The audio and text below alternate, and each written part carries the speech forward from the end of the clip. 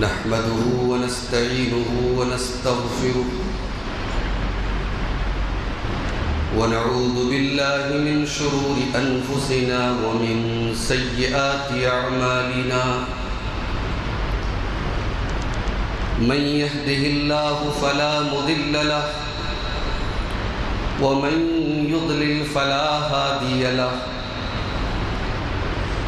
وأشهد أن لا إله إلا الله وحده لا شريك له وأشهد أن محمدًا عبده ورسوله يا أيها الذين آمنوا اتقوا الله حق تقاته ولا تموتن إلا وأنتم مسلمون يا أيها الناس اتقوا ربكم الذي خلقكم من نفس واحدة وخلق منها زوجها وبث منهما رجالا كثيرا ونساء واتقوا الله الذي تساءلون به والأرحام إن الله كان عليكم رقيبا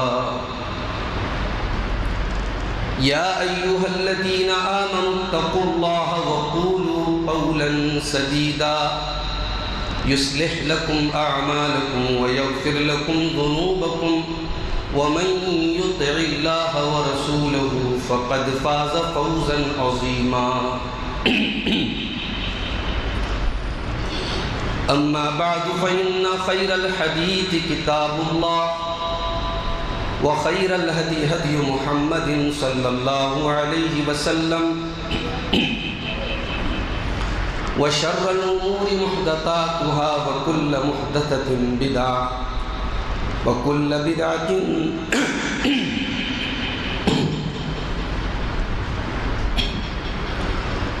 بدعة ضلالة وكل ضلالة في النار. أعوذ بالله من الشيطان الرجيم. بسم الله الرحمن الرحيم. يا أيها الذين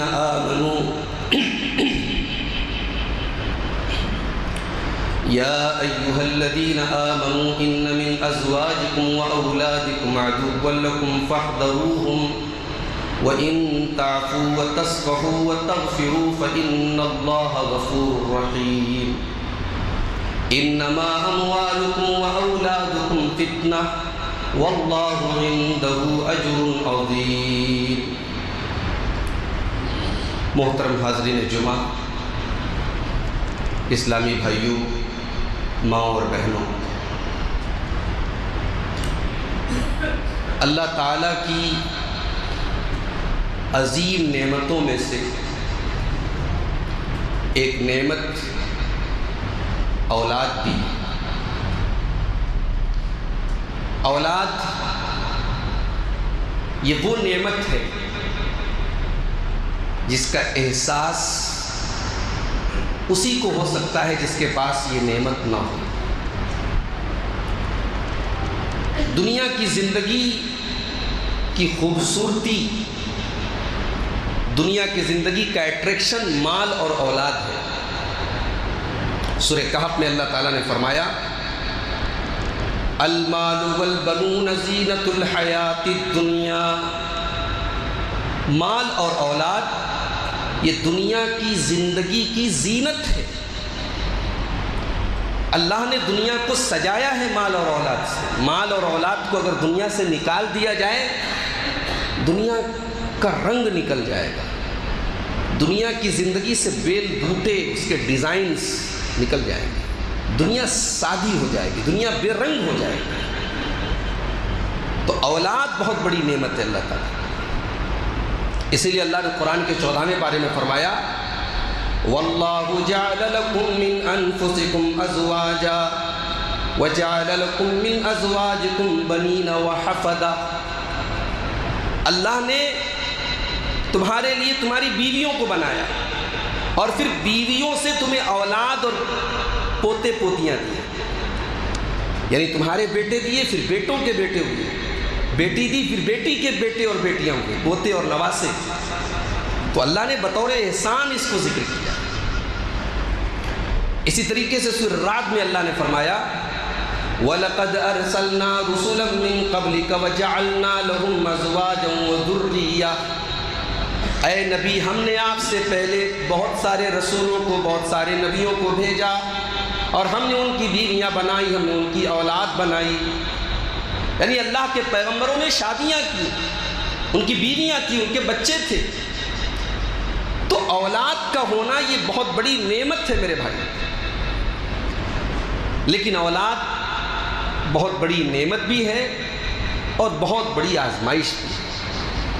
والدین کے کندھے پر بہت بڑی ذمہ داری بھی ہے۔ اولاد کی صحیح تربیت آپ کو جنت میں لے کے جا سکتی ہے، اور اولاد کی تربیت اور حقوق سے لاپرواہی والدین کے جہنم میں جانے کا سبب بھی بن سکتی ہے۔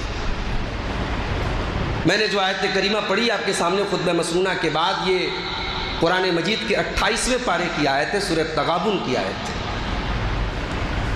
اس آیت میں اللہ نے ایک عجیب بات فرمائی، یا ایھا الذین آمنوا ان من ازواجکم واولادکم عدوا لکم فاحذروہم، اے ایمان والو تمہاری اولاد میں سے اور تمہاری بیویوں میں سے کچھ تمہارے دشمن بھی ہیں۔ تمہاری بیوی بھی تمہاری دشمن بن سکتی ہے، تمہارے بچے بھی تمہارے دشمن بن سکتے ہیں۔ فاحذروہم، تم ان سے خبردار رہو، ان سے بچ کر کے رہو۔ یہ عجیب بات نہیں ہے؟ انسان کی بیوی اس کی دشمن کیسے بن سکتی ہے؟ انسان کی اولاد اس کی دشمن کیسے بن سکتی ہے؟ اس آیت کی تفسیر میں علامہ ابن کثیر نے لکھا ہے کہ مال اور اولاد یہ اگر انسان کو اللہ سے دور کر دے، اللہ کے ذکر سے دور کر دے، اولاد کے چکر میں پڑ کر کے اگر انسان اللہ سے دور ہو جائے تو یہ اولاد دشمن ہے۔ اگر بیوی کی محبت میں غالب آ کر انسان کوئی ایسا کام کرے جو اللہ کو ناراض کر رہا ہے تو بیوی دشمنی نبھا رہی ہے آپ کے ساتھ۔ اور علامہ ابن کثیر نے اس بات کی دلیل کے طور پر سورہ منافقون کی اس آیت کو پڑھا، پیش کیا، جو آپ جمعہ کی نماز میں بھی سنتے ہیں، یا ایھا الذین آمنوا لا تلہکم اموالکم ولا اولادکم عن ذکر اللہ، اے ایمان والو تمہارے مال تمہیں اللہ کے ذکر سے غافل نہ کر دے، تمہاری اولاد تمہیں اللہ کے ذکر سے غافل نہ کر دے۔ وَمَن يَفْعَلْ ذَلِكَ فَأُولَٰئِكَ هُمُ الْخَاسِرُونَ، اور جو ایسا کرے گا وہ بہت بڑا نقصان اٹھانے والا، بہت بڑا خسارہ اٹھانے والا ہے۔ تو اللہ کہہ رہا ہے کہ اپنی اولاد اور اپنی بیویوں میں سے جو تمہارے دشمن ہیں ان سے بچو۔ اس کا مطلب کہ اولاد دشمن بھی ہو سکتی ہے، بیوی دشمن بھی ہو سکتی ہے۔ اگر بیوی کی وجہ سے آپ اللہ کی مخالفت کر رہے ہیں، اولاد کی وجہ سے اگر آپ شریعت کی مخالفت کر رہے ہیں، تو مال اور بیوی اور بچے بھی آپ کے لیے دشمن ہیں۔ اور اسی کے جسٹ اگلی آیت میں اللہ نے فرمایا انما اموالکم واولادکم فتنہ، تمہارا مال اور تمہاری اولاد بہت بڑا فتنہ ہے، بہت بڑی آزمائش ہے۔ مال کے بغیر کام بھی نہیں چلے گا، نہ دین کا کام چلے گا نہ دنیا کا کام چلے گا۔ مال بہت بڑی ضرورت بھی ہے، لیکن مال فتنہ بھی ہے۔ مال آتا ہے تو اپنے ساتھ بہت سارے فتنے لے کے آتا ہے، اور اولاد انسان کے کلیجے کا ٹکڑا ہوتی ہے، انسان کے روح کا قرار ہوتی ہے، انسان کی آنکھوں کی ٹھنڈک ہوتی ہے، مگر اولاد بہت بڑا فتنہ بھی ہوتی ہے۔ میرے بھائیوں، آج ہم میں سے جتنے لوگ صاحب اولاد ہیں، اللہ کے رسول کی ایک حدیث سنانے جا رہا ہوں، ذرا دل اور دماغ کے دروازے کھول کر کے سنیے گا۔ اولاد بہت بڑی ذمہ داری ہے ہمارے اور آپ کے کندھوں کے۔ اللہ کے پیارے نبی فرماتے ہیں، صحیح مسلم کی روایت ہے، ما من عبد یسترعیہ اللہ رعیۃ ثم یموت یوم یموت وہو غاش لرعیتہ، جس انسان کے اوپر اللہ تعالیٰ نے کوئی ذمہ داری ڈال دی، اس کے کندھوں کے اوپر اللہ تعالیٰ نے کوئی ذمہ داری ڈال دی، اور پھر وہ انسان اس حال میں مر جائے، اس کا انتقال ہو جائے کہ وہ اپنی ذمہ داری کو صحیح طریقے سے نہیں نبھا رہا تھا، اپنی ذمہ داری کے ساتھ خیانت کر رہا تھا، دھوکہ کر رہا تھا، ثم یموت یوم یموت وهو غاش لرعیتہ، اگر اس نے اپنی ذمہ داری کو صحیح طریقے سے نہیں نبھایا ہوگا، الا حرم اللہ علیہ الجنہ، ایسے انسان کے اوپر اللہ تعالیٰ جنت کو حرام کر دیتا ہے۔ یہ نہیں کہا کہ جنت میں نہیں ڈالے گا، جنت حرام ہے اس باپ کے لیے جس نے باپ کا فرض ادا نہیں کیا، جنت حرام ہے اس ماں کے لیے جس نے ماں کا حق ادا نہیں کیا۔ ماں کے قدموں کے نیچے جنت ہے، بہت سنا ہے آپ نے، باپ جنت کا دروازہ ہے، بہت سنا ہے آپ نے، آج یہ حدیث بھی آپ سن لیجیے۔ باپ نے باپ کا حق ادا نہیں کیا تو جنت حرام ہے اس کے اوپر، ماں نے ماں ہونے کی ذمہ داری نہیں نبھائی تو جنت حرام ہے اس کے اوپر، اس کے کندھوں پر یہ ذمہ داری ہے اولاد کی شکل۔ میرے بھائیوں، آج سماج کہاں جا رہا ہے؟ آج ہماری اولادیں کہاں جا رہی ہیں؟ آج ہماری نوجوان نسل کہاں جا رہی ہے؟ کبھی آپ نے سوچا ہے، کبھی غور کیا ہے، کبھی اپنے گھروں کا جائزہ لیا ہے ہم نے اور آپ نے؟ کیا ایک باپ کی ذمہ داری نہیں ہے کہ اپنی اولاد کی صحیح تربیت کرے؟ ایک ماں کا یہ فرض نہیں ہے کہ وہ اپنی بچیوں کی، اپنی بیٹیوں کے اوپر نظر رکھے؟ آج ہمارے ماحول میں، ہمارے معاشرے میں وہ چیزیں ہو رہی ہیں جو ہم نے پہلے، ہم میٹرو سٹیز کے بارے میں سنتے تھے، بڑے بڑے شہروں کے بارے میں سنتے تھے، ہم سوچتے تھے یار ابھی ہمارا شہر ان سب چیزوں سے محفوظ ہے۔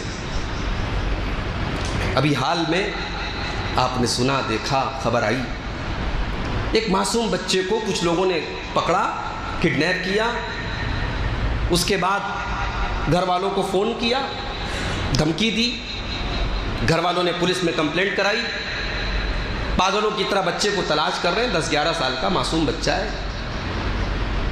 اتفاق سے جس دن اس بچے کے غائب ہونے کی خبر ہوئی، میں رات میں تقریباً 2 بجے بنارس کے باہر کہیں سے آ رہا تھا، پیلی کوٹھی پر اترا، بچے کے ماما وغیرہ سب تلاش کر رہے تھے، انہوں نے مجھے تصویر دکھائی کہ کیا آپ نے اس بچے کو دیکھا ہے؟ مجھے تو معلوم بھی نہیں تھا، میں نے کہا اگر پتہ ہوتا تو شاید میں نظر رکھتا، سڑک پر دیکھتے ہوئے آتا، مجھے تو نہیں معلوم۔ اور اگلے دن جب مجھے یہ خبر ملی کہ بچہ جو ہے وہ مرا ہوا پایا گیا، ریت کے اندر اس کو دبا دیا گیا، اس کا گلا گھونٹ دیا گیا، تو عجیب سی کیفیت ہو گئی میرے بھائی، یعنی معصوم بچوں کو لوگ مار رہے ہیں۔ اب پولیس نے جو بیان دیا ہے اس کے مطابق اس پورے معاملے میں جو ایک کردار بہت بنیادی طور پر ابھر کر کے سامنے آتا ہے کہ وہ جو بچوں کو جن لوگوں نے کڈنیپ کیا اور قتل کیا وہ جواری لوگ تھے، اور جوا ایک ایسی چیز ہے جس کا نشہ جب انسان کو لگ جاتا ہے، انسان جب جوئے میں ہارنے لگتا ہے نا، تو اس اپنی ہار کو جیت میں بدلنے کے لیے، اپنے لاس کو ریکور کرنے کے لیے وہ کچھ بھی کرنے کے لیے تیار ہے۔ وہ کوئی کہاوت نہیں ہے، وہ کوئی محاورے کی بات نہیں کہ لوگ جوئے میں اپنی ماں کو ہار جاتے ہیں، اپنی بیوی، وہ حقیقت ہے۔ جوا ایک ایسی چیز ہے کہ انسان اگر اس کا عادی ہو جائے تو اپنا سب کچھ بیچ سکتا ہے۔ اور آج افسوس کی بات ہے کہ موبائل اور ٹیکنالوجی کے اس دور میں جب ہر چیز ڈیجیٹل ہو گئی ہے تو جوا بھی ڈیجیٹل ہو گیا ہے۔ پہلے تاش کے پتوں کے ذریعے جوا کھیلا جاتا تھا، مختلف کھیلوں کے ذریعے جوا کھیلا جاتا تھا، اب آن لائن جوا کھیلا جا رہا ہے۔ IPL کا میچ چل رہا ہے، ہمارا نوجوان بڑی تعداد میں، کیونکہ راتوں رات امیر بننا ہے نا، کسی کو آئی فون کا شوق ہے، کسی کو کوئی شوق ہے، کسی کو کوئی شوق ہے، راتوں رات اسے امبانی اور اڈانی بننا ہے تو وہ جوا اور سٹے کا راستہ اپنا رہا ہے۔ کبھی آپ نے غور کیا کہ قرآن مجید میں اللہ تعالیٰ نے جوئے کو شراب کے ساتھ کیوں ذکر کیا؟ حرام تو شراب ہو رہی تھی نا، یہ تو آپ کو معلوم ہوگا کہ شراب کو اللہ تعالیٰ نے ڈائریکٹ حرام نہیں کیا تھا، شراب کو 3 اسٹیپ میں حرام کیا گیا، کیونکہ جب کوئی چیز سماج کے اندر رائج ہو جائے تو اسے اچانک سے ختم کرنا بہت مشکل ہوتا ہے۔ صحابہ کرام بھی تو انسان تھے نا، اللہ نے ڈائریکٹ شراب حرام نہیں کر دی، کیونکہ شراب ان کی گھٹیوں میں پڑی تھی، ہمیشہ سے پیتے چلے آ رہے تھے۔ شراب پر ان کے یہاں ان کے لٹریچر کا ایک بڑا حصہ، ان کی شاعری میں شراب کے لیے عربی میں 50 الفاظ موجود ہیں، شراب ان کے کلچر کا ایک حصہ تھا۔ اور جب برائی کلچر بن جائے، جیسے ہمارے یہاں شادی بیاہ کی بہت سارے رسم و رواج ہم لوگ تقریر کرتے رہتے ہیں، نہیں ختم ہوتے، کیونکہ ہمارے کلچر کا ایک حصہ بن گیا ہے، اور کلچر کو توڑنے کی بڑی ہمت کی ضرورت ہے۔ تو اللہ تعالیٰ نے شراب کو 3 اسٹیپ میں حرام کیا۔ پہلے آیت نازل ہوئی سورہ بقرہ کی، یسألونک عن الخمر والمیسر قل فیہما اسم کبیر، اے نبی لوگ آپ سے شراب اور جوئے کے بارے میں پوچھتے ہیں، کہہ دیجئے کہ اس کے اندر گناہ ہے، کچھ فائدہ ہے لیکن گناہ زیادہ ہے. کچھ فائدہ ہے. یہ فائدہ کیوں بتایا گیا بھائی؟ شراب سے کیا فائدہ ہے؟ شراب پینے والوں سے پوچھیے آپ، وہ فائدے گنا دیں گے آپ. جوا میں جو لاکھوں جیت جائے اس سے فائدہ پوچھیے، اس نے وہ کہتا بھی میں نے 10 لاکھ کمائے. تو بظاہر فائدہ ہے. اسلام کا ایک رول ہے، ایک اصول ہے شریعت کا. اسلام میں جتنی چیزیں حرام ہیں ضروری نہیں کہ 100% وہ ہمارے لیے نقصان دہ ہیں. اسلامی شریعت کا فلسفہ یہ ہے کہ جو چیز زیادہ تر ہمارے لیے حرام ہے، جس کا میجر حصہ، زیادہ تر حصہ ہمارے لیے نقصان دہ ہے، وہ حرام ہے. ورنہ دنیا میں کوئی ایسی چیز نہیں جس کا کچھ نہ کچھ فائدہ نہ ہو. تو اللہ نے کہا کہ شراب اور جوئے میں کچھ نقصان، کچھ فائدہ ہے لیکن گناہ زیادہ ہے. اس کے بعد دوسری آیت نازل ہوئی سورہ نساء کی، یا ایھا الذین آمنوا لا تقربوا الصلاۃ وانتم سکارا، اے ایمان والو نشے کی حالت میں تم نماز کے قریب نہ جانا. پھر تیسری آیت نازل ہوئی سورہ مائدہ کی، یا ایھا الذین آمنوا انما الخمر والمیسر والانصاب والازلام رجس من عمل الشیطان. اے ایمان والو شراب، جوا اور قسمت کا حال معلوم کرنے کے لیے جو پانسے پھینکے جاتے ہیں، جو تیر پھینکے جاتے ہیں، والانصاب اور وہ غیر اللہ کے آستانے جن پر غیر اللہ کے نام پر عبادت کی جاتی ہے. یہ چاروں چیزیں، شراب اور جوا اور شرک کے آستانے اور پانسے کے تیر، رجس من عمل الشیطان، یہ سب کے سب گندے کام ہیں، شیطان کے کام ہیں، تم ان سے بچو. سوال یہ ہے کہ شراب کے ساتھ جوئے کا ذکر کیوں کیا گیا؟ شراب کے ساتھ پانسے کے تیر کا ذکر کیوں کیا گیا؟ اور شراب کے ساتھ شرک کا ذکر کیوں کیا گیا؟ غور کرنے سے معلوم ہوتا ہے کہ نشہ صرف شراب کا نہیں ہوتا ہے، نشہ جوئے کا بھی ہوتا ہے، اور جوئے کا نشہ شراب سے زیادہ خطرناک ہوتا ہے. شراب کا نشہ ایک ایسا ہے کہ انسان اس کا عادی ہو گیا تو وہ شراب کا انتظام ڈھونڈے گا، تلاش کرے گا. لیکن جوئے کا جو نشہ ہے اس میں جب انسان ہارتا ہے تو پھر اس ہار کو جیت میں بدلنے کے لیے کچھ بھی کرنے کو تیار ہے. اسی طریقے سے جس انسان کا عقیدہ گڑبڑ ہو جائے، جو توہمات کا شکار ہو جائے، جو قسمت کا حال معلوم کرنے کے چکر میں پڑ جائے، وہ کبھی کسی کو ہاتھ دکھاتا ہے، کبھی کسی سے اپنے پیدائش کی تاریخ بتا کر کے قسمت کا حال معلوم کرتا ہے، دنیا بھر کے وہ کرتوت کرتا ہے. اور شرک کرنے والا بھی جو ہے نا، جب اللہ کے در کو چھوڑتا ہے تو وہ کس کے در پہ جائے گا؟ کبھی کتے، کبھی بلی، کبھی گدھے، کبھی گھوڑے، کبھی پاگل، وہ کس کے در پہ جائے گا اس کا کوئی ٹھکانہ نہیں. تو شراب کے ساتھ ساتھ جوئے کا ذکر کیا. آج ایک بڑی تعداد ہمارے نوجوانوں کی جوا کھیل رہے، باپ کو معلوم ہے، باپ تک خبر پہنچ رہی ہے، مگر مسئلہ یہ ہے کہ آج ہمیں اپنے گھروں کی گندگی نظر نہیں آتی. ہمیں دوسروں کی بڑی فکر ہے. صاحب دوسروں کی بیٹی کیا کر رہی ہے، دوسروں کے بیٹے کیا کر رہے ہیں، بھائی تیرا بیٹا کیا کر رہا ہے، تیری بیٹی کیا کر رہی ہے. اللہ نے قرآن میں پہلے اپنے آپ کو اور اپنے اہل و عیال کو جہنم کی آگ سے بچانے کو، یا ایھا الذین آمنوا قوا انفسکم واہلیکم نارا وقودھا الناس والحجارہ، اے ایمان والو اپنے آپ کو اور اپنے گھر والوں کو جہنم کی آگ سے بچاؤ. جہنم کی آگ کا ایندھن انسان اور پتھر ہوں گے، علیہا ملائکۃ غلاظ شداد لا یعصون اللہ، اس جہنم کے داروغہ بڑے سخت ہوں گے، وہ کسی کے ساتھ کوئی مروت نہیں کریں گے. اللہ نے اپنے آپ کو اور اپنی فیملی کو، اپنے پریوار کو جہنم کی آگ سے بچانے کا حکم دیا ہے. ہم سب اس آیت کریمہ پر غور کریں اور ہم سوچیں کہ ہم اپنے آپ کو اور اپنے گھر والوں کو جہنم کی آگ سے بچانے کے لیے کیا کر رہے ہیں. بچوں کی تعلیم کا مسئلہ ہے.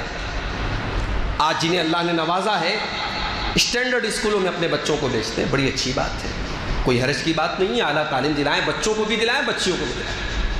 یہ بھی یاد رکھیں ہمارے یہاں مسئلہ یہ بھی ہے کہ لڑکیوں کی تعلیم پر بڑا زور دیا جا رہا ہے. غریب گھروں کی لڑکیاں بھی الحمدللہ آج انٹر پاس کر رہی ہیں، بہت اچھی بات ہے. اگرسین کالج میں ہمارے مسلمانوں کی بڑی تعداد میں لڑکیاں جا رہی، بہت اچھی بات ہے. لیکن آپ کے لڑکے کیا کر رہے ہیں صاحب؟ ہمارے بچے، ہماری قوم کے نوجوان لڑکے 5 تک پڑھ رہے ہیں، 8 تک پڑھ رہے ہیں، اس کے بعد ان کی اسکولنگ بند، ان کی تعلیم بند. کیوں؟ یہ جو لڑکے اور لڑکیوں کی تعلیم کا جو فرق ہے، یہ بھی سماج میں بہت سارے فتنوں کو جنم دے رہا ہے. آپ نظر اٹھا کے دیکھیں. اپنے لڑکوں کو بھی پڑھاؤ بھائی. کلکتہ میں ٹیکسی ڈرائیور سے میں نے پوچھا, غیر مسلم تھا, ٹیکسی چلا رہا ہے کلکتہ میں. میں نے پوچھا بھائی آپ کے بچے کتنے کا ہے؟ ایک لڑکا ہے ایک لڑکی ہے. ایک انجینئرنگ کر رہا ہے اور لڑکی شاید میڈیکل کی تعلیم حاصل کر رہی ہے. میں نے کہا کہ صاحب آپ ٹیکسی چلا رہے ہیں اور لڑکے لڑکیوں کو اتنی مہنگی تعلیم دلا رہے ہیں. اس نے کہا کہ میں ٹیکسی چلا رہا ہوں, میں یہ تو نہیں چاہتا کہ میرا بچہ ٹیکسی چلائے, میں اپنے بچوں کو اعلیٰ تعلیم دوں. یہ غیر مسلم کی سوچ ہے کہ وہ آدھا پیٹ کھا لے گا, محنت مزدوری کر لے گا, ٹیکسی چلا لے گا, رکشہ چلا لے گا, مگر اپنے بچوں کو اعلیٰ تعلیم دلائے گا. ہم لڑکیوں کو تو تعلیم دلانے کے تیار ہیں, پھر بھی حالات کو دیکھ کر کے لڑکوں کو تعلیم نہیں دلا رہے. کیوں بھائی؟ اس مسئلے پر بھی ہمیں غور کرنے کی ضرورت ہے. اچھا تعلیم تو ہم دلا رہے ہیں, لیکن آپ غور کیجئے کہ اس پورے ہمارے تعلیمی سیلیبس میں عقیدہ کہاں ہے؟ اللہ کون ہے؟ اللہ کیا ہے؟ عقیدہ کوئی معمولی چیز نہیں ہے میرے بھائی. جامعہ سلفیہ کی آخری کلاس تک عقیدہ پڑھایا جاتا ہے. ہم سمجھتے ہیں بھی عقیدہ لا الہ الا اللہ, اللہ کے سوا کوئی عبادت کے لائق نہیں, بس ہو گئی بات ختم. عقیدہ ہمارا, ہم قبر پہ سجدہ نہیں کرتے, ہم کسی پتھر کے بت کے آگے سجدہ نہیں کرتے, بات خلاص ختم. عقیدہ اتنا ہی نہیں ہے میرے بھائی. عقیدہ اپنے آپ کے ساتھ ساتھ بہت ساری چیزیں ہمیں سکھاتا ہے. اگر انسان کا عقیدہ مضبوط ہو تو اس کے عقیدے کا اثر اس کی لائف اسٹائل پر پڑتا ہے, اس کے کردار پر پڑتا ہے. اور عقیدہ اگر انسان کا صحیح نہ ہو تو زبان سے لا الہ الا اللہ کہہ کر بھی وہ شرکی عمل کرتا ہے. آج ہمارے پورے سیلیبس میں, پورے تعلیمی نظام میں عقیدہ کہیں نہیں. نہ ہمارے لڑکوں کو پتہ عقیدے کے بارے میں, نہ لڑکیوں کو پتہ عقیدے کے بارے میں. اس کے بعد اگر ہماری نوجوان نسل اگر مرتد ہو رہی ہے, ہماری نوجوان لڑکیوں کو ایسا لگ رہا ہے کہ غیر مسلموں کا مذہب زیادہ اچھا ہے اور اسلام کے اندر بڑی بندشیں ہیں اور بڑی بیڑیاں ہیں اور بڑی زنجیریں ہیں, تو میرے بھائی وہ کوئی غلط نہیں سوچ رہی ہے, آپ نے اس کو اسلام بتایا ہی نہیں. ہمارے یہاں ایک بڑی تعداد میں, ہمارے مسلم سماج کی بات میں کر رہا ہوں, ایک بڑی تعداد میں عورتوں کے اوپر بین لگا دیا گیا مسجد کے اندر, مسجد میں نہیں جا سکتی. اور بڑے ہم بھی بڑا ناز نہ کریں کہ صاحب ہمارے یہاں انتظام ہے. میں پورے ہندوستان میں گھوم رہا ہوں, کتنے علاقے ہیں جہاں اہل حدیثوں کی مسجدوں میں عورتوں کے لیے انتظام نہیں ہے. غازی پور کا واقعہ میں نے بتایا کہ وہاں عیدگاہ میں عورتوں کے لیے اجازت نہیں ہے, اہل حدیثوں کی ہے یہ بات ہے, غیروں کی شکایت ہم کیا کریں. تو ہمارے سماج میں ایک بڑے طبقے نے عورتوں کو دین سے دور رکھا ہے, عورتوں کو دین کی کوئی بات نہیں پہنچ پا رہی. اب اس کے بعد وہ عورتیں, وہ لڑکیاں جب کالجوں میں پڑھتی ہیں اور وہاں ایک ایسے کلچر سے کے ساتھ ان کا اٹھنا بیٹھنا ہوتا ہے جس کلچر میں پردہ نام کی کوئی چیز نہیں ہے, جس کلچر میں حیا نام کی کوئی چیز نہیں ہے, جہاں بیٹی رات میں 12 بجے بھی آئے تو باپ کو پوچھنے کا حق نہیں تو کہاں گئی تھی, وہ کچھ بھی پہن کے نکل جائے, کہیں بھی چلی جائے, شادی کے پہلے کسی کے ساتھ بھی افیئر کرے, ان کے کلچر میں, ان کی تہذیب میں وہ کوئی گناہ نہیں ہے. اس کلچر کے ساتھ جب ہماری بیٹیاں پڑھیں گی, لکھیں گی, اٹھیں گی, بیٹھیں گی تو ظاہر اس کا اثر پڑے گا, اور اثر پڑ رہا ہے میرے بھائی. روزانہ ہمارے پاس ایسی خبریں آ رہی ہیں, ایسی نیوز آ رہی ہے, مسلمان لڑکیاں آج غیروں کے ساتھ عشق لڑا رہی ہیں. صرف عشق نہیں لڑا رہی ہیں, ان کے ساتھ فرار ہو رہی ہیں, شادیاں کر رہی ہیں, مرتد ہو رہی ہیں. یعنی اس قوم کے لیے اس سے بڑی شرم کی بات کیا ہو کہ ہمیں اپنی بیٹیوں کو اسلام میں روکنے کے لیے محنت کرنی پڑے, ہمیں بتانا پڑے کہ ہاں اسلام بہت اچھا بھی ہے. ہماری تاریخ تو سمیہ جیسی عورتوں سے بھری پڑی ہے میرے بھائی. سمیہ بنت خیاط, جس کا شوہر سامنے باندھا گیا ہے, جس کا بیٹا سامنے جوان بیٹا باندھا گیا ہے, اور سمیہ کو برہنہ کر دیا گیا ہے اور بدن سے لباس اتار دیا گیا ہے. ایک ماں کے لیے اس سے بڑھ کے اذیت کیا ہوگی کہ اس کے جوان بیٹے کے سامنے اسے ننگا کر دیا جائے. مگر سمیہ تیرے ایمان کا کیا کہنا, سمیہ تیری استقامت کا کیا کہنا, تو نے اپنے جوان بیٹے کے سامنے برہنہ ہونے کی اذیت گوارا کر لی, مگر اسلام کو نہیں چھوڑا, ایمان کو نہیں چھوڑا. سمیہ کو بے دردی سے شہید کر دیا گیا, مگر سمیہ نے لا الہ الا اللہ سے اپنا ناطہ نہیں توڑا. ہماری تاریخ تو ایسی عورتوں سے بھری ہے میرے بھائی. ہماری تاریخ تو حضرت اسما بنت ابی بکر جیسی عورتوں سے بھری ہے کہ بیٹا جب شہید ہونے کے پہلے ماں کے پاس آتا ہے ماں سے ملاقات کرنے, تو ماں کہتی ہے کہ جا, میں چاہتی ہوں کہ میں ایک شہید کی ماں کہلاؤں. ماں کے ماتھے پر کوئی شکن نہیں ہے, بیٹے کی شہادت پر ماں کے چہرے پر کوئی شکن نہیں. ہم نے تاریخ میں ایسی عورتوں کو دیکھا ہے، اور آج اس ملک میں ہم اس دوراہے پر پہنچ گئے کہ ہمیں جو ہے تحریک چلانی پڑے اپنی بیٹیوں کو کسی قسم کے ٹریپ سے بچانے کے لیے، کسی قسم کے جال سے بچانے کے لیے۔ اپنے بچوں کی تربیت پر توجہ دو میرے بھائی، اپنی بچیوں کی تربیت پر توجہ دو میری ماں اور بہنوں، اپنی بیٹیوں پر نظر رکھو۔ بیٹی کے پاس اچانک سے نیا موبائل کہاں سے آ گیا؟ بیٹے کے پاس 10,000 سے اچانک 1 لاکھ کا موبائل کہاں سے آ گیا؟ کیا باپ کی ذمہ داری نہیں کہ بچے سے سوال کرے؟ کیا باپ کو صرف اسی سے مطلب ہے بیٹا کما کے لا رہا ہے، مشین چلا رہا ہے، کاروبار کر رہا ہے، ہمارا گھر بار بن رہا ہے، بس اتنا کافی ہے؟ نہیں، اپنے بچوں کی تربیت بھی ہماری ایک ذمہ داری ہے میرے بھائی۔ حضرت مریم کی پرورش کر رہے تھے ان کے خالو حضرت زکریا علیہ السلام۔ مریم کہاں رہتی تھی؟ مسجد کے اندر رہتی تھی، محراب کے اندر رہتی تھی۔ اب مریم کی عمر کتنی تھی قرآن نے نہیں بتائی، لیکن مریم بات چیت کر رہی، اس کا مطلب کہ سمجھدار ہو چکی تھی۔ مان لیجئے 10 سال کی رہی ہوں گی، 12 سال کی رہی ہوں گی۔ كلما دخل عليها زكريا المحراب وجد عندها رزقا قال يا مريم أنى لك هذا قالت هو من عند الله إن الله يرزق من يشاء بغير حساب۔ زکریا جب آتے تھے مریم کے پاس رزق پاتے تھے، بغیر موسم کا پھل پاتے تھے۔ زکریا سوال کرتے تھے کہ اے مریم تیرے پاس یہ پھل کہاں سے آیا؟ مریم کہتی تھی کہ یہ اللہ کے پاس سے آیا، بے شک اللہ جس کو چاہتا ہے بغیر حساب رزق دیتا ہے۔ تو زکریا نے پوچھا کہ اے مریم تیرے پاس یہ پھل کہاں سے آیا؟ اس کا مطلب یہ نہیں کہ زکریا کو مریم پر بھروسہ نہیں تھا۔ بہت سارے لوگ یہ ترک بھی دیتے ہیں کہ کیا ہمیں اپنے بچوں پر بھروسہ نہیں ہے؟ بھروسے کا مطلب یہ نہیں ہے کہ آپ آنکھیں موند لیں، اپنے بچوں کی تربیت کے متعلق بھروسہ کرنے کا۔ اور آج حالات آپ دیکھیے، فتنوں کا دور ہے، بے حیائی کا دور ہے۔ 10 سال کی لڑکیاں، 12 15 سال کے لڑکے آج پارکوں میں ایک دوسرے کے سے بغل گیر ہو کر کے گھوم رہے ہیں۔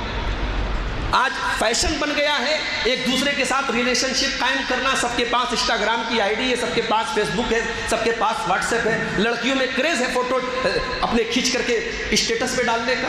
اس دور میں آپ یہ کہتے صاحب مجھے اپنی اولاد پر بھروسہ ہے۔ اپنی اولاد پر بھروسہ کیجئے، مگر اندھا بھروسہ مت کیجئے، کہیں ایسا نہ ہو کہ آپ کو پچھتانا پڑے۔ خاص طور سے جو لڑکیوں کے باپ ہیں، لڑکیوں کی تربیت واقعی میں ایک امتحان ہے۔ ہمارے نبی نے اس کو امتحان قرار دیا ہے۔ اللہ کے نبی کے الفاظ ہیں، آپ کی ورڈنگ ہے، من ابتلی من هذه البنات شيئا كن له سترا من النار۔ جس کو اللہ تعالیٰ لڑکی دے کر کے، بیٹی دے کر کے آزماتا ہے اور اس امتحان میں وہ کھرا اتر جاتا ہے، وہ بیٹیاں اپنے ماں باپ کو جہنم کی آگ سے بچانے کا کام کریں۔ بیٹی کی صحیح پرورش اللہ کے پیارے نبی کے ساتھ رہنے کا موقع آپ کو دے۔ اللہ کے پیارے نبی فرماتے ہیں من آل جاریتین حتی تبلغا۔ صحیح مسلم کی روایت ہے، جس نے 2 بیٹیوں کو پالا، 2 بیٹیوں کی پرورش کی، یہاں تک کہ وہ بیٹیاں جوان ہو گئیں، جا یوم القیامت انا وہو کہاتین، آپ نے اپنی دونوں انگلیوں کو ملا کر کے فرمایا جس طریقے سے یہ دونوں انگلیاں ایک دوسرے کے ساتھ ملی ہوئی ہیں، کل قیامت کے دن وہ اس حال میں آئے گا، وہ میرے ساتھ رہے گا جس نے 2 لڑکیوں کو پالا ہوگا۔ امتحان تو ہے، لڑکی کو پالنا بھی ہے، پڑھانا بھی ہے، زمانے کی گندی نظروں سے بچانا بھی ہے، زمانے کی فتنوں سے بچانا بھی ہے، اور پھر جب جوان ہو جائے تو سینے پر پتھر رکھ کر کے ودا بھی کرنا ہے۔ امتحان تو ہے، اس امتحان میں آپ کو کھرے اترنا ہے تو جنت ملے گی، اور اس امتحان میں اگر آپ فیل ہو گئے تو یہ جہنم میں بھی لے کے جا سکتا ہے آپ، یہ مسئلہ۔ اس لیے بیٹیوں کی تربیت کے معاملے میں بڑے حساس اور سینسٹیو بنے میرے بھائی۔ آپ کی بیٹیاں گھر سے، میں نے ایسے حالات بھی دیکھے کہ گھر میں سختی ہے، ماں باپ سختی کر رہے ہیں، بچی گھر سے جب نکلتی ہے نقاب میں نکلتی ہے، لیکن اس گھر کے اندر بھی واقعات ہوئے ہیں، اس گھر کی لڑکیوں نے بھی غلط معاملات کیے۔ تو یہ جو ماحول اور حالات ہیں میرے بھائیو، یہ بہت زیادہ ہوشیار رہنے کی ضرورت ہے۔ اور گناہ صرف آپ بچے کو بتا دیں جھوٹ مت بولو، غیبت مت کرو، زبان کا غلط استعمال کرو، اتنا کافی نہیں ہے، گناہ سے روک دینا کافی نہیں ہے، گناہ کی خطرناکی کا احساس دلائیں۔ بچوں کے دل میں اللہ کا ڈر پیدا کیجئے بچپن سے، ان کے دل میں یہ احساس ہو کہ ہاں اگر میں گناہ کروں گا اللہ پکڑ کرے گا۔ کبھی موقع ملے نا تو قرآن کا 21واں پارہ کھولیے، اور سورہ لقمان کو ایک بار اطمینان سے پڑھیے. آج ہماری زندگی کا یہ بھی مسئلہ ہے. بنارس میں تو الحمدللہ اس معاملے میں ٹھیک ٹھاک ہے. دوسرے شہروں میں دیکھتا ہوں صاحب باپ سعودی میں کام کر رہا ہے, باپ دبئی میں کام کر رہا ہے, 2-2 سال پر وہ گھر آتا ہے. بچے جو ہے باپ کا پیار پانے کے لیے ترس رہے ہیں, بیوی شوہر کا پیار پانے کے لیے ترس رہی ہے. 2-2 سال سے باپ گھر سے غائب ہے, شوہر غائب ہے. میں کہتا ہوں بھائی 4 پیسے کم کما لو, لیکن بچوں کو وقت دو, بیوی کو وقت دو, تربیت پر وقت دو. اگر آپ نے اولاد کی تربیت نہیں کی تو آپ نے کون سا پیسہ کما لیا میرے بھائی. تو آج کتنے گھروں میں بچوں کو باپ کا پیار نہیں مل رہا ہے. باپ ہے بھی گھر میں تو بچوں کی تربیت یا بچوں کو سمجھانے بجھانے, یہ بیٹھ کر چند باتیں کرنے کا نہ باپ کے پاس موقع ہے نہ بچوں کے پاس. وقت نکالو میرے بھائی, وقت نکالو. حضرت لقمان نے اپنے بچے کو نصیحتیں کی ہیں. لقمان کوئی نبی نہیں تھے, لقمان کوئی پیغمبر نہیں تھے, لیکن انہوں نے اپنے بچے کو نصیحتیں کی ہیں اور اللہ نے ان نصیحتوں کو قرآن میں بیان کیا. سب سے پہلی نصیحت حضرت لقمان نے عقیدے کی کی. یا بنی لا تشرک باللہ ان الشرک لظلم عظیم. اے بچے تو اللہ کے ساتھ کبھی شرک نہ کرنا, شرک بہت بڑا گناہ ہے. بچے کا عقیدہ اتنا مضبوط کر دو, مرتے دم تک بچہ آپ کا شرک نہ کرے. آپ کی بچی کبھی کسی غیر مسلم کے ساتھ کوئی شرکی عمل کرنا تو بہت دور کی بات ہے, اس کے بارے میں سوچنے کی بھی ہمت نہ کرے. اس کے دل میں شرک کی ایسی نفرت ڈال دے. یہ الگ بات ہے کہ آج میڈیا کے ذریعے, نیوز چینل کے ذریعے ایسا لوگوں کے دماغ میں بھرا جا رہا ہے کہ یہ بڑا اسلام بڑا کٹر مذہب ہے, مسلمان بڑے کٹر ہوتے ہیں, وہ دوسروں کی عبادت کو کہتے ہیں صرف ایک اللہ کی عبادت کرو. اگر ایک اللہ کی عبادت پر انسسٹ کرنا, زور دینا یہ کٹر پن ہے تو ہاں میں کٹر ہوں. اسلام اس کٹر پن کی دعوت دیتا ہے. اسلام کا جو کلمہ ہے وہ لا سے شروع ہوتا ہے, وہ نو سے شروع ہوتا ہے, یس سے شروع نہیں ہوتا ہے. آپ ایک اللہ کی عبادت کر ہی نہیں سکتے جب تک آپ غیر اللہ کو ڈینائی نہ کر دیں, ان کا انکار نہ کر دیں. اسلام میں عقیدے کے معاملے میں کوئی کمپرومائز نہیں. نبی کو آفر ہوا تھا کہ اے نبی آپ ایک دن ہمارے معبودوں کی عبادت کر لیں, ایک دن ہم آپ کے معبودوں کی عبادت کر لیں. نبی نے ڈائریکٹ کہہ دیا قل یا ایھا الکافرون لا اعبد ما تعبدون. اے نبی آپ کہہ دیجئے میں اس کی عبادت, جس کی عبادت کرتا ہوں اس کی تم نہیں کرتے, جس کی تم کرتے ہو اس کی میں نہیں کر سکتا. تو محبت, تعلق, دوستی اپنی جگہ, عقیدہ اپنی جگہ ہے. عقیدے کے ساتھ کوئی سمجھوتا نہیں کہ یہ اپنے بچوں کو سکھا دیا. پھر اپنے بچوں کو حقوق سکھائیے. حضرت لقمان نے اپنے بچے کو حقوق سکھائے. وَوَصَّيْنَا الْإِنسَانَ بِوَالِدَيْهِ, ہم نے انسان کو وصیت کی والدین کے ساتھ حسن سلوک کرنے کی. والدین کا کیا حق ہے, بڑوں کا کیا حق ہے, چھوٹوں کا کیا حق ہے, رشتہ داروں کا کیا حق ہے, حقوق بتاؤ اپنے بچوں کو. پھر تیسری چیز اللہ کا ڈر پیدا کرو.